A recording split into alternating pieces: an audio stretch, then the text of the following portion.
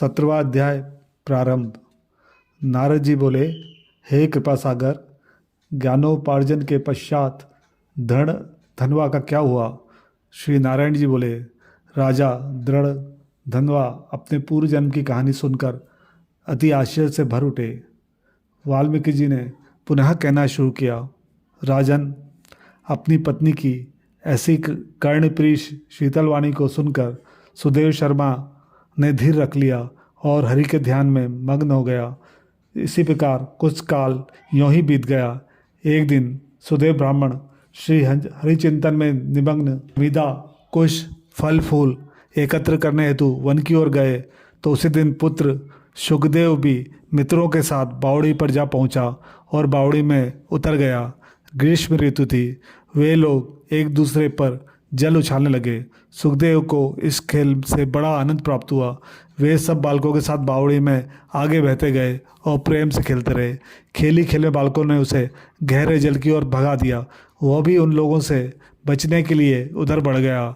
उसने अपनी सांस को अपने मित्रों को धोखा देने के लिए रोक लिया और डुबकी लगाई, किंतु वह अपने को संभाल न सकने के कारण अत्यंत व्याकुल हो निकलने का प्रयत्न करने लगा, किंतु वह ऐसा न कर सका और वहीं डूब गया और उसकी मृत्यु हो गई।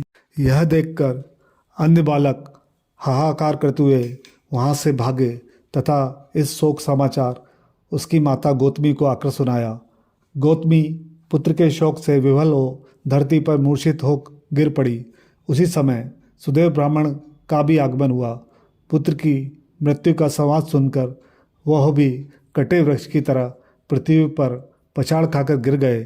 इसके अनंतर दोनों पति पत्नी उस बावड़ी के निकट पहुँचे और पुत्र केशव को बाहर निकाला।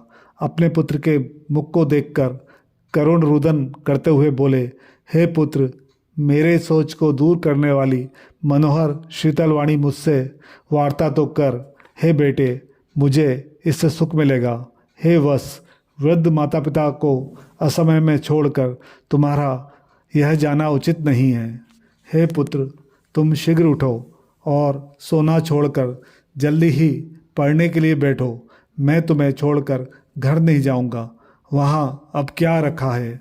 मैंने कोई निंदित कार्य नहीं किया, ब्रह्म हत्या नहीं की, जिस पर भी किस कुकर्म का मुझे ये फल मिला है। हे निर्दयी विधाता, तुम्हें इस दीन वृद्ध की आंखें निकालकर क्या लाभ मिला है? हे पुत्र, कुछ तो बोलो। तुम्हारी ये माता कुररी की भांति सारी लज्जा को त्याग कर कैसा विलाप कर रही है? क्या उसे देखकर भी तुम्हें कुछ भी दया नहीं होती? मुझसे तो राजा दशरथ ही धन्य हैं, जिन्होंने पुत्र श्री रामचंद्र के वन गमन करने पर अपने प्राण त्याग दिए। वे पुत्र के विरह से ही इतने दुखी हो गए, लेकिन मैं अपने पुत्र के निधन पर भी जीवित हूँ। मुझे धिक्कार है। हे गोविंद, हे विष्णु, हे यदुनाथ, हे रुक्मणीपति, हे मुरारे, दोनों पर दया करने वाले दयालु भगवान, मेरी पुत्र के शोकानल से रक्षा करो। 17वां अध्याय समाप्त। जय मां ताप्ती।